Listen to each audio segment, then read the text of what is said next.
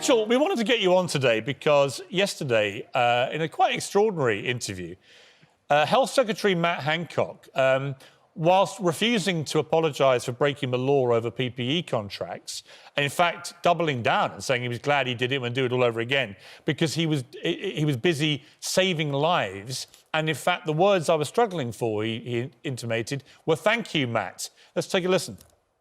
I think we should be on this programme thanking my team. You know, they worked so hard. Really? And yes. Well, let's just analyse that, shall we?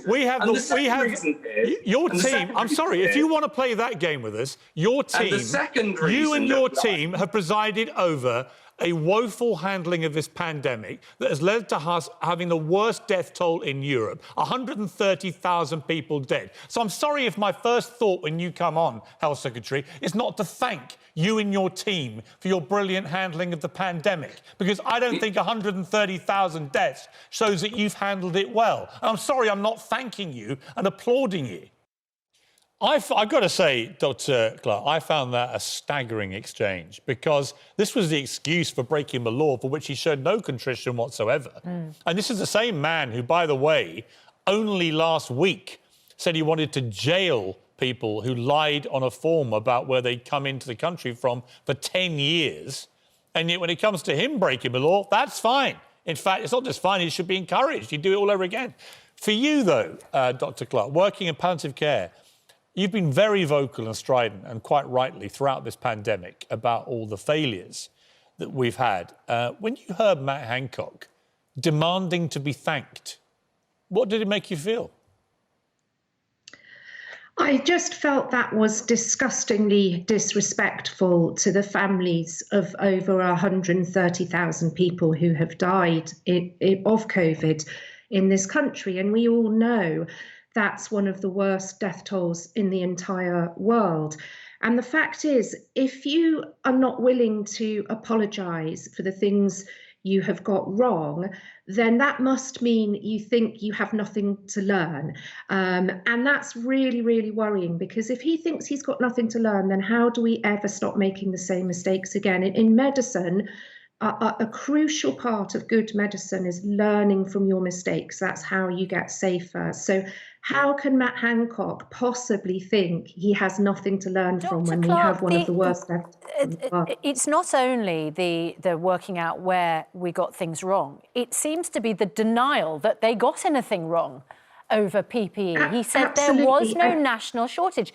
As we spoke to him, we showed pictures of, we have on the programme shown pictures of doctors in plastic bags or cagoules as they desperately tried to make up for the shortage in PPE. Does Matt Hancock have any sort of a point where he said, yes, there might have been local shortages, but that didn't add up to a national shortage? Because that seemed to me to be a very strange way to describe it. That was literally an example of Matt Hancock looking the entire country in the eye and lying to them. And I know this because I was one of the thousands of doctors experiencing for myself a shortage of PPE. So last year, the hospice where I worked, like other hospices up and down the country, came within a whisker of having to actually close and send all of our patients out of the hospice into our local A&E because we didn't have enough PPE. We'd been given one box of PPE by the government, which contained one roll of aprons and a 2-day supply of paper masks. That was all we were given. And we phoned the 24-hour helpline that Matt Hancock went onto the TV channels to promote, saying, we've got this wonderful 24/7 helpline. We couldn't get through to it. And eventually my boss managed to get through, and the person on the end of the phone said, no, we can't help you. He said, look, I'm telling you as the boss of a hospice that if we don't get more PPE from you, we will have to close our doors tomorrow and send our desperately sick, dying patients away. And they said, we can't help you. Well, we know that was what was going on. We were covering this in real time, and we were recording what people were telling us from the front line all over the country. Edwina Currie, I just find it staggering that we had the health secretary of this country at a moment when, nearly a year into this pandemic, we have comfortably the worst death toll in the whole of Europe. We're the 5th worst in the world. There's no sign at the moment of this abating anytime soon, sadly, because of the way that I think we've handled this. But also we've got a health secretary brazenly breaking the law, doubling down and offering no regret or apology for what he did, and using saving lives and preventing a PPE shortage as his justification, when, as we've just heard, A, he didn't save lives, and B, there was a PPE chronic national shortage. Yeah, with all due respect, Piers, if I can come in, he didn't ask to be thanked personally, which you keep saying. He asked for his team to be thanked. And actually, an awful lot of us are very thankful indeed. We've had 18 million people who've had their first vaccination, including me. It's running at about 3 million a week.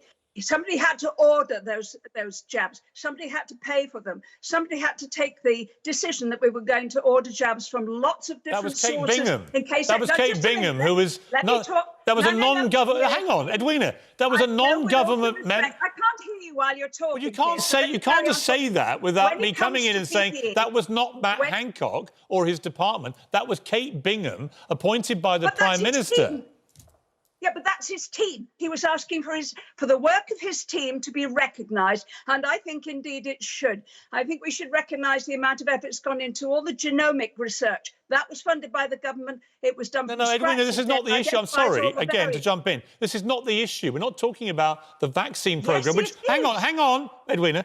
Let's have a sensible conversation. Edwina, the vaccine programme, we all agree, has been fantastic. And we've said so repeatedly on the programme. The genome work has been fantastic. We are talking specifically about Matt Hancock defending breaking the law. In fact, not even trying to defend it, saying the reason he broke the law was to save lives by avoiding any shortage of PPE in this country, which, as we've just heard from Dr. Clarke, is a brazen lie.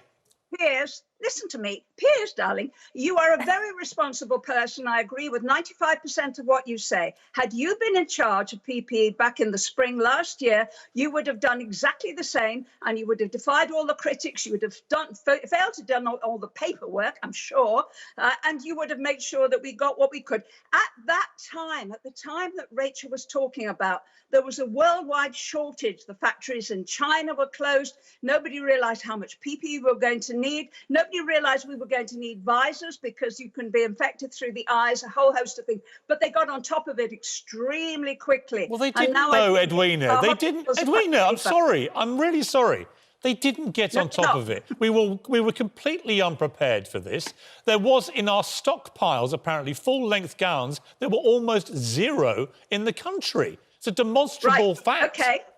OK, but then the person to have a go at isn't Matt Hancock. The person to have a go at is Jeremy Hunt, who was the Secretary of State. I don't disagree with that. Well, by the way, I don't disagree with the messiah of the pandemic, Jeremy Hunt, being held to proper account, because he was the Health Secretary for 6 years who didn't prepare the country. My point really, I come to Andrew now, my point really is Matt Hancock could have done this yesterday. He could have said, we did break the law. We were rightly held to account for it. I'm very sorry that we broke the law. But here's what was going on at the time, and here's why that happened. And I'm going to really try hard to stop that happening again. Obeying the law is incredibly important for a government because we set the laws. That would have been my response on the law breaking. And on PPE, I would have said what Edwina just said. There was a global shortage of PPE. We came into this pandemic underprepared. We just didn't have enough of the stuff, and we worked incredibly hard to get it in. If he'd said that, I think a lot of our viewers, whatever their view of the pandemic and the government and him, I think they would have nodded along and gone, yeah, actually, you know what, fair enough. But he didn't. He defended the law breaking in a brazen way, and he lied about the PPE shortage. And I don't understand why. Well, you know, my newspaper, as you may remember, Piers, ran a massive campaign to get more PPE into NHS hospitals, clinics up and down the country. There was a huge shortage at the beginning, and I think you're right, and Edwina's right too. They were desperate. They were so desperate, they ordered PPE from places where they shouldn't have because it was a complete breach of the law, but they were so desperate they had to do it because it was the difference between that and saving lives. Now, it's right, Jeremy Hunt was Secretary of State for years and years. He was warned about pandemic planning. They didn't make the planning. They didn't have the PPE in stock. Having not got that PPE in stock, I understand why Hancock was desperate and broke the law, but you're also right, Piers, for once. He should have been much more contrite when he came on your programme yesterday and said, I know I broke the law, but it was a question of doing that or potentially risking lives. When we asked and him, your viewers would agree.